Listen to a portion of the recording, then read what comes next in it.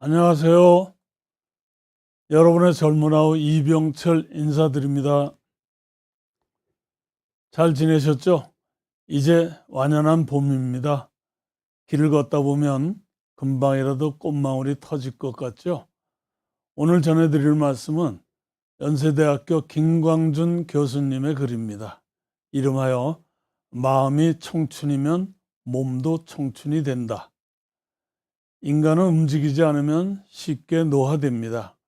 인간의 수명이 얼마나 되는가 하는 논란은 예로부터 있어 왔습니다. 성경에는 수명이 120세로 나옵니다. 현대 의학자들도 비슷하게 125세까지로 보고 있는 것 같고요.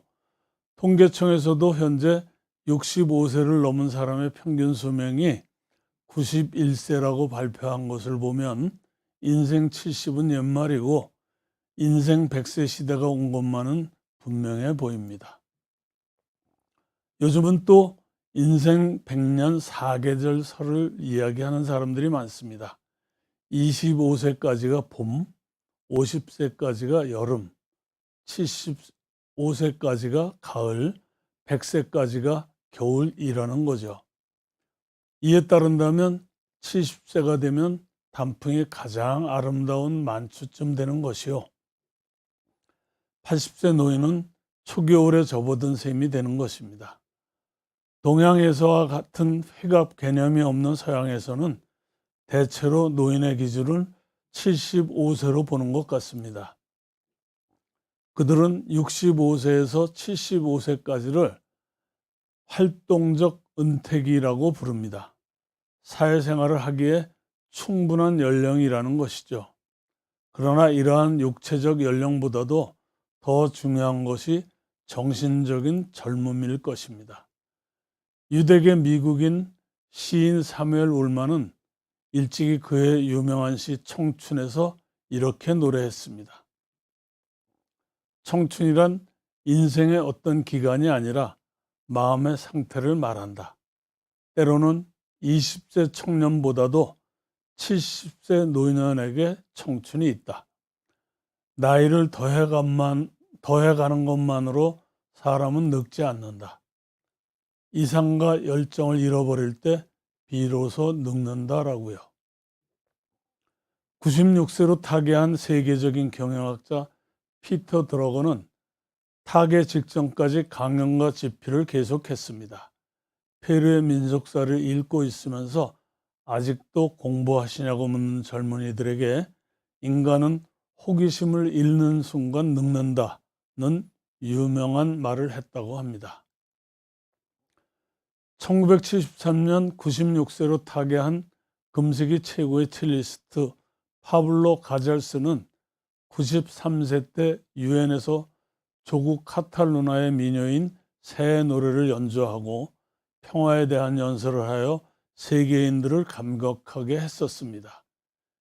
이들보다 나이는 적지만 금년에 만 79세인 세계 제1위 테너 플라시도 도밍고는 최근 이제 쉴 때가 되지 않았느냐는 질문에 쉬면 늙는다라며 바쁜 마음이야말로 건강한 마음이라며 젊음을 과시했습니다.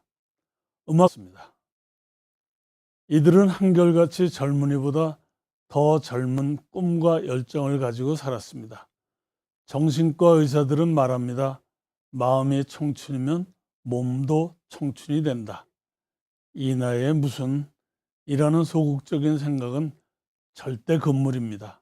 노령에도 뇌세포는 증식합니다. 죽을 때까지 공부하라. 확실히 늙음은 나이보다도 마음의 문제인 것 같습니다. 물론 생사는 우리 마음대로 할 수 있는 것이 아니지만 그러나 말할 수 있고 다른 사람에게 도움을 줄 수 있을 때까지 살 수 있다면 감사한 인생이 되지 않을까요? 항상 젊은 마음을 가지고 끊임없이 새로운 일에 도전하면서 바쁘게 사는 것이 젊음과 장수의 비결인 것 같습니다. 뇌 노화 늦추는 방법입니다. 80세 넘어서도 말이 젊은이 못지않게 빠르고 대화에 쓰는 단어가 풍부한 사람들을 봅니다. 고졸학력이지만 은퇴 후에 새로운 직업이나 배움에 뛰어드는 70세 청년도 있고, 영어 수상 소감으로 전 세계를 휘어잡은 시니어 배우 윤여정 배우도 나옵니다. 반면 박사 공부까지 한 사람이 70대 중반에 치매로 고생하는 경우도 꽤 많이 있고요. 나이 들면서 어쩔 수 없이 생물학적으로 퇴화하는 뇌를 닦고 조이고 기름치면 노화를 늦춰가며 청명하게 지낼 수 있다고 합니다. 뇌는 어떻게 늙어가나? 약 70세부터 사용하는 단어 수가 줄어들고 말하는 속도나 대화 구성 등 언어 능력도 떨어지기 시작한다고 합니다. 상황을 판단하고 정보를 처리하는 능력은 다만 특별한 질병이 없다면 80세 정도에도 유지할 수 있다고 하네요. 시간이 점점 길어져도 기다리면 제대로 그런 일을 마칠 수 있습니다. 나이 들어서 뇌신경세포 수는 감소하지만 그 안에서 새로운 신경망을 만들어서 뇌 기능을 보상토록 합니다. 기억력은 최신 것부터 떨어집니다.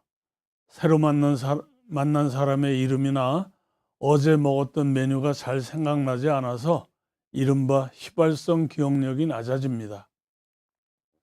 70세가 넘어가면 뇌 혈류량이 젊었을 때보다 20% 정도 감소한다고 합니다. 뇌혈관 동맥경화로 혈관이 좁아지는 탓이라고 하죠. 담배를 피우거나 고혈압, 고지혈증, 고혈당 등이 있으면 뇌혈류 감소가 촉진되고요. 이 때문에 초고령에서는 혈관성 치매가 원인을 알 수 없는 알츠하이머 치매만큼이나 발생합니다. 하루 2잔 이상의 음주는 뇌 기능 감소를 촉진시킵니다. 여기서 노래 끊임없이 머리를 굴려야 뇌가 싱싱해집니다. 눈, 귀, 코, 입이 즐거우면 뇌에도 좋고, 보기 좋은 것 많이 보고 즐거운 것 많이 듣고 맛있는 음식 자주 먹으면 뇌에 좋다는 의미입니다. 시력을 잃으면 사물을 잃고 청력을 잃으면 사람을 잃는다는 말이 있듯이 뇌는 시력과 청력의 자극으로 움직입니다. 청력이 떨어지면 보청기로 만회하고 시야가 뿌얘지면 백내장 수술 등으로 시력과 시야를 회복시켜야 합니다. 모두 뇌를 위해서 하는 것이죠.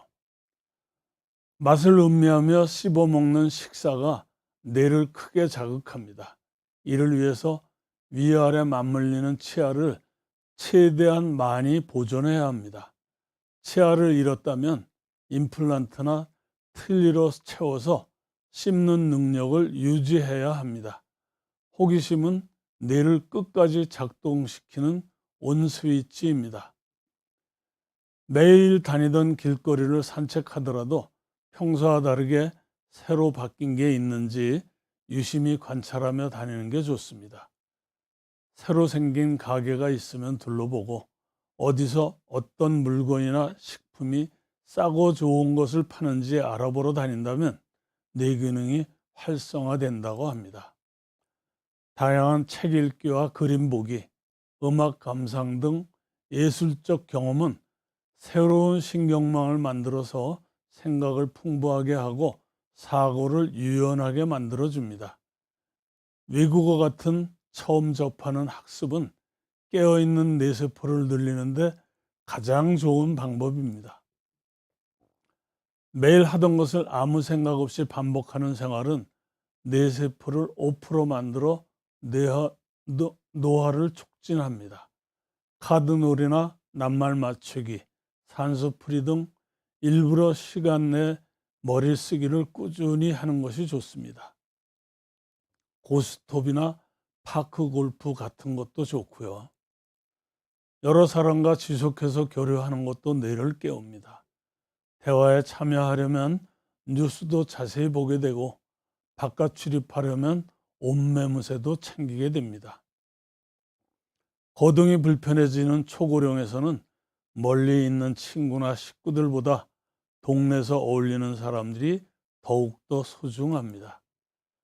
나이가 많이 들수록 학연, 혈연, 직장 등 연고 중심 어울림보다 지역 중심의 어울림을 늘려야 합니다. 뇌는 저수지와 같습니다. 평소에 저수지에 물이 충분히 차 있으면 가뭄이 와도 버틸 수 있겠죠. 일상에서 머리를 끊임없이 굴리고 오감을 즐겁게 하며 살면 뇌가 싱싱해집니다. 항상 건강하고 행복한 삶을 살아가시길 바라면서 오늘 순서는 이만 마치겠습니다. 지금까지 여러분의 젊은 아우 이병철이었습니다. 다음에 뵐게요. 안녕히 계십시오. 감사합니다.